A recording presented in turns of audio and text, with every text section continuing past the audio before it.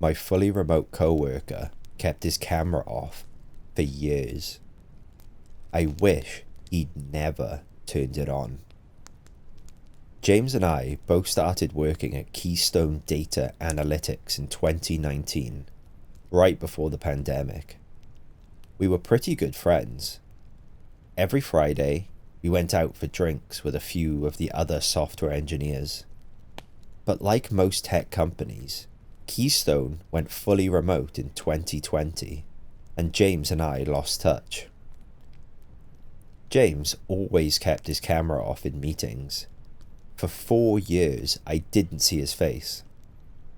Then, one morning, he turned his camera on by mistake.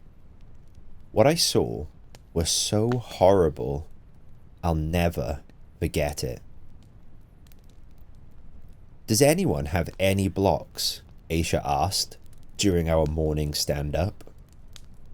The time series graphs don't look right, James said. I think there's something going on with the date logs.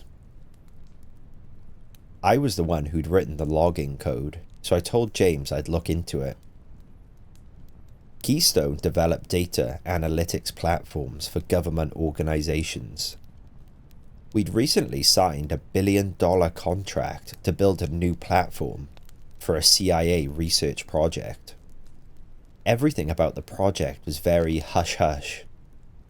We were all forced to obtain security clearance.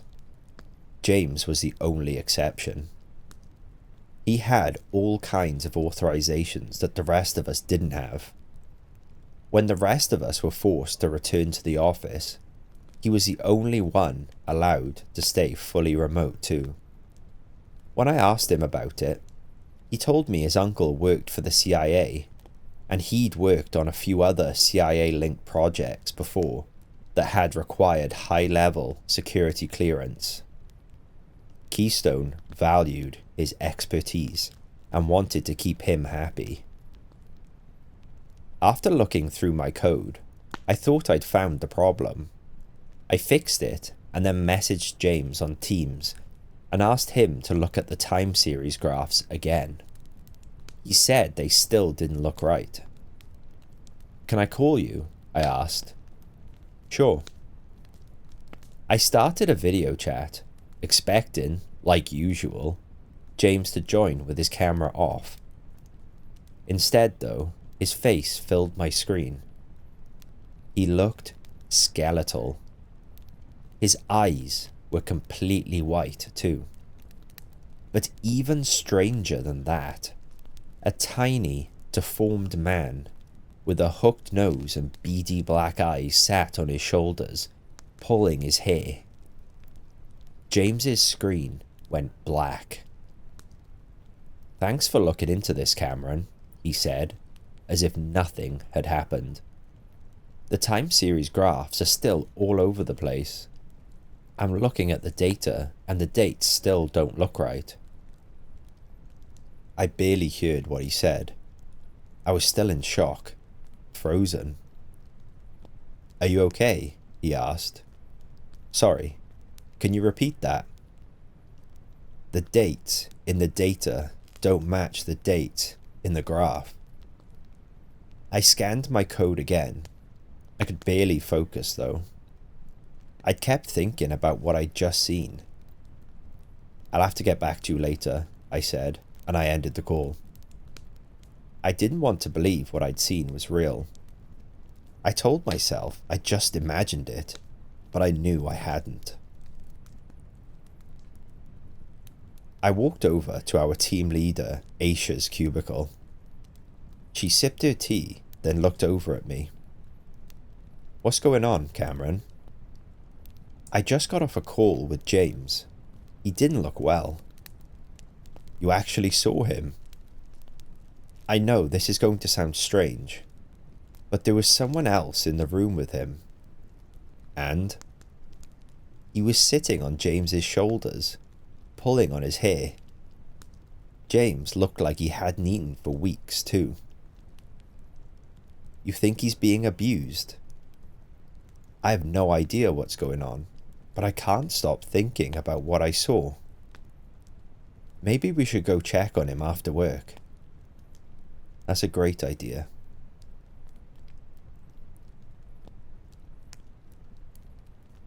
Aisha and I made plans to go to James's apartment building together after work.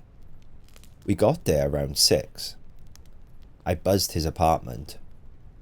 "Who is it?" he asked. "Aisha and Cameron, from work," I said. "What are you doing here?" "We were in the neighborhood. We thought we'd see if you wanted to join us for drinks." "I'm busy." "I saw you on camera today." "I saw that other person too." "Aisha and I just wanted to make sure you're okay." "Sorry, that was my nephew. He was just playing around. I'm watching him while my sister is out of town." "If you could just come downstairs and talk to us for a minute," Aisha said. "It would make us both feel a whole lot better." He hesitated, but then agreed. He looked even worse in person than he had on camera. Pale and thin, his neck covered with bruises. "What happened to your neck?" Aisha asked him. "My nephew loves to jump on my shoulders. He thinks it's hilarious." "The person I saw on Teams really didn't look like a kid though," I said. "Could I use your phone for a second?" he asked. "Sure." I unlocked my phone and gave it to him. He repeated, "Don't think," while he quickly typed a short message and then gave the phone back to me. "I need to get back upstairs," he said. He walked back to the elevator. When I turned around, I noticed the back of his neck was bleeding. "What did he write?" Aisha asked me. "Call my uncle. Chimera 3 is loose." We both felt uneasy, but we decided to go home after agreeing we'd try to track down his uncle's number at work the next day. By the time I got back to my apartment, it was late, close to 9 p.m. I hadn't eaten dinner yet, and I was starving, so I ate some instant ramen quickly and then went right to bed. I couldn't sleep though. I just lay there staring at the ceiling, thinking about James, wondering what was going on. At midnight, my laptop blew up with hundreds of Teams and Slack message notifications. Our platform must have crashed, I thought. The CIA is complaining, and Keystone wants all hands on deck. I ran to my laptop and logged in, only to see that all the messages were from James. "I need to talk to you," he'd written over and over. I called him. His pale, skeletal face appeared on my laptop, his eyes completely white. The strange man sitting on his shoulders, riding him like a horse. "You're scaring me," I said. "You need to mind your own business." The strange man mouthed the words, and then James spoke them. "If you bother us again, you'll regret it." He ended the call. The next morning at work, I told Aisha what happened. "Should I tell HR?" she asked. "Let's try to get a hold of his uncle first. I think he used his uncle as a reference on his job application. I should have his uncle's number on file somewhere." Aisha found the number and gave it to me.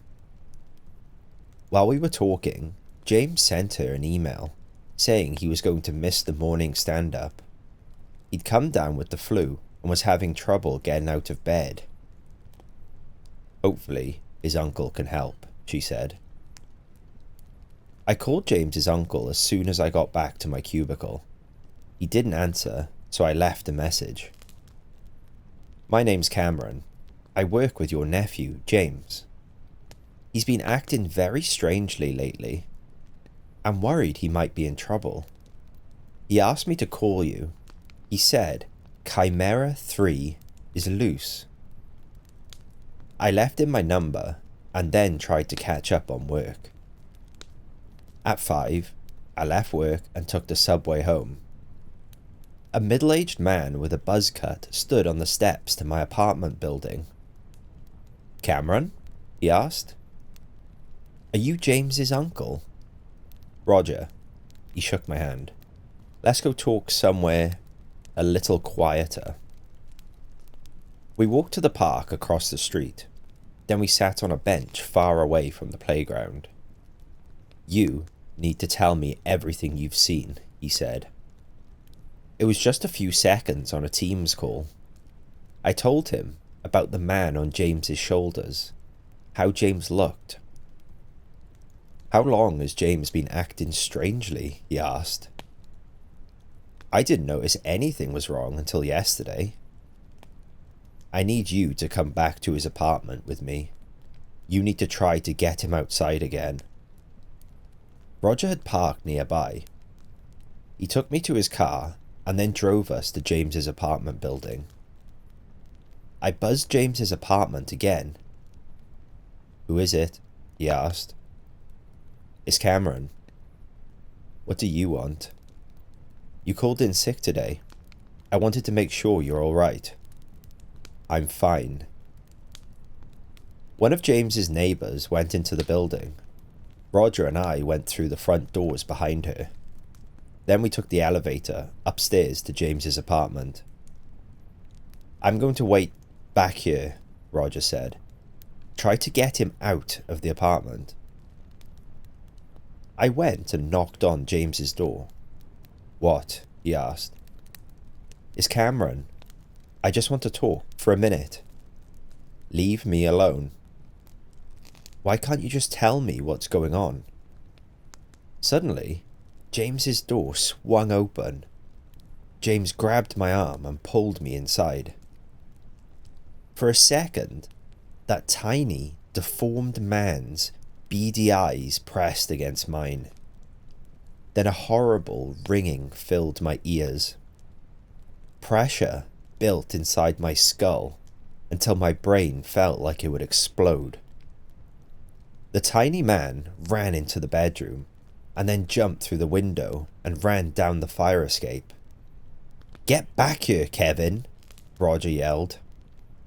He ran to the bedroom window but decided not to chase after him.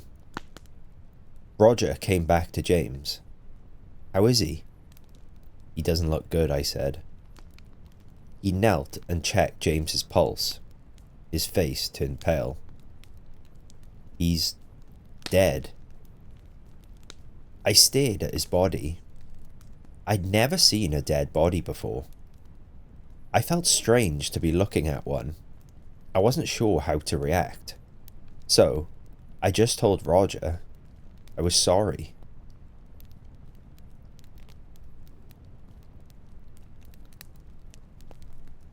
The police arrived. Roger explained what had happened. Then he offered to give me a ride home. During the car ride, he explained what he could. Kevin is a weapon that escaped from us. He's a parasitic empath. He has the ability to latch onto people, read through their minds and influence their behaviours. Who knows how long he was attached to James?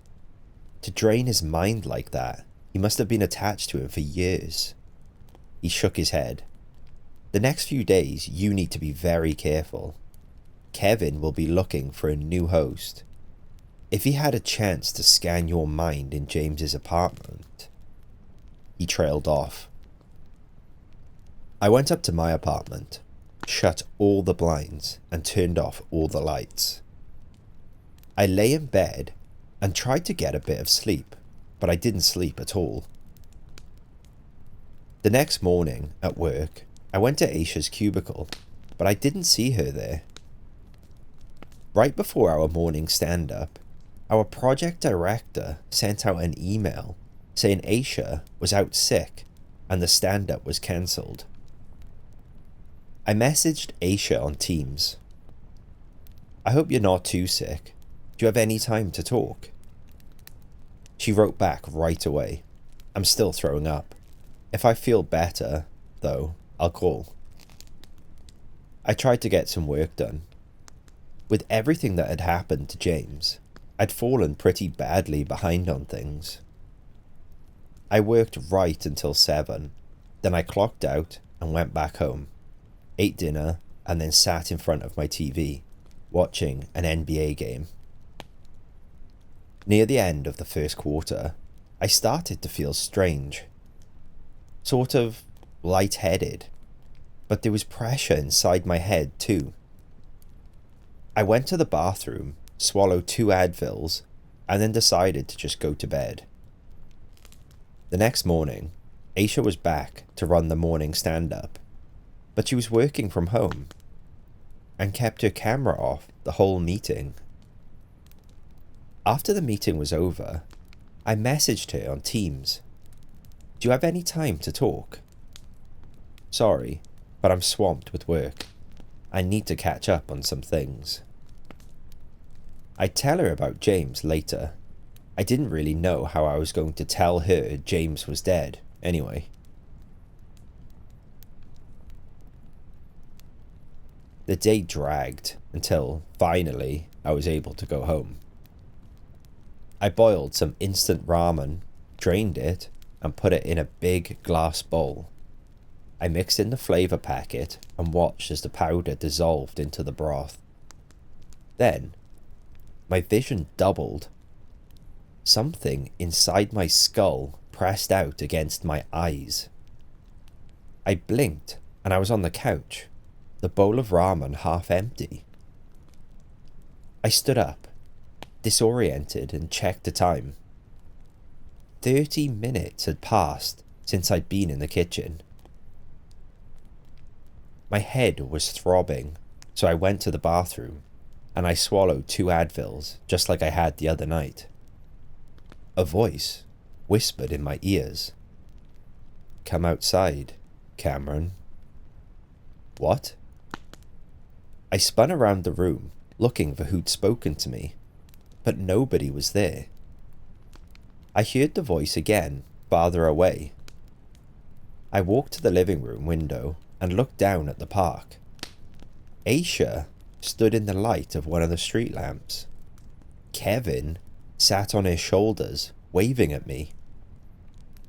I shut the blinds, ran to my bedroom and hid in my closet. Then I got my phone and called Roger. He didn't answer. I left a message. Kevin's here. He's outside my building. I held my phone in my shaking hands, trying to project my thoughts into Roger's mind. Call me. Call me. Finally, my phone lit up with a text message from him. 2 minutes out. Stay calm. I tried to write back, but then my vision widened.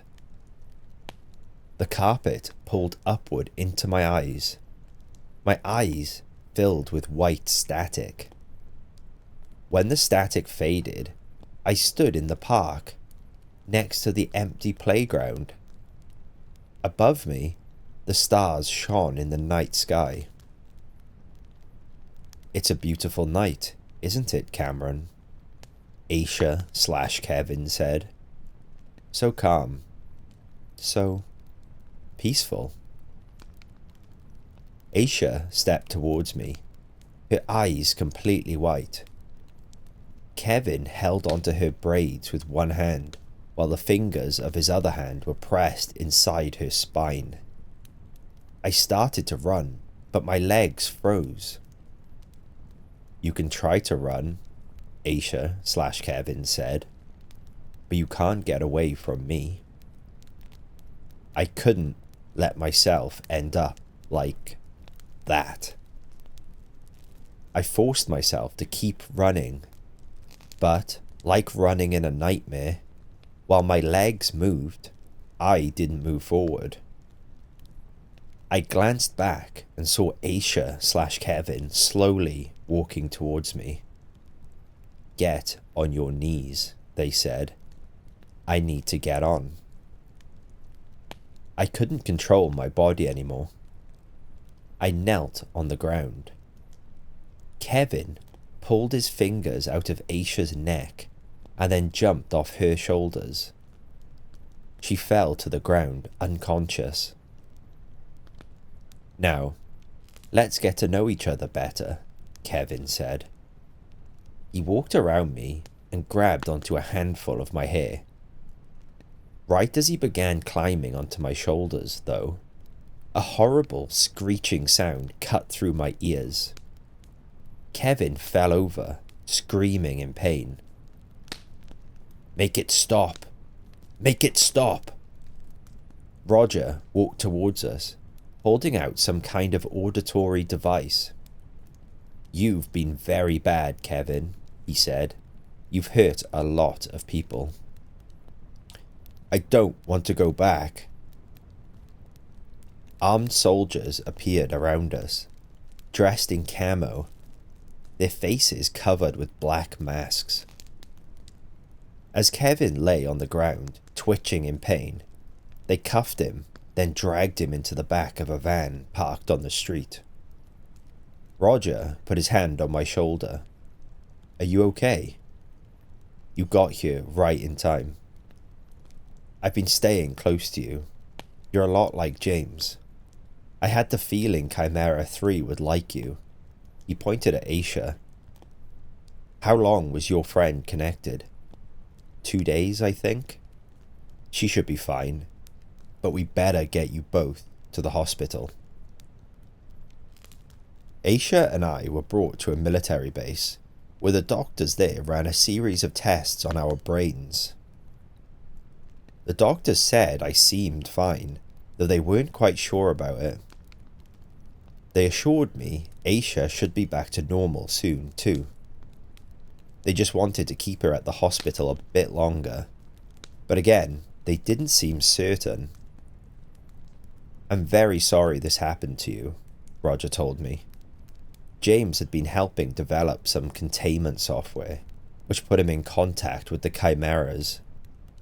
Chimera 3, in particular, took a liking to him, but we thought our security protocols were secure. He hung his head. They weren't. Back at work, my coworkers had lots of questions about James and Aisha. The CIA managed to cover up. The story they had given Keystone was that James had left for another job in Florida, and Aisha was away on sick leave. I went along with the story. I said I didn't know anything that Keystone didn't. After leaving the hospital, for the next few days I had a pretty bad headache, but then my head started to feel better. The only problem was that, every now and then, time skips ahead again. I lose 30 minutes to an hour. During the gaps, I've done things I don't remember doing. It's terrifying, but I hope the time gaps go away soon too. If they don't, I don't know what I'll do, but at least I'm not alone. At least I have Aisha to talk to about all of this. We're in this together. She called me today to tell me she's finally out of the hospital. She's taking a bit of time off before going back to work, but she's feeling a lot better too. We're supposed to meet for coffee tomorrow. I just hope it was really her I talked to, and not just a voice in my head.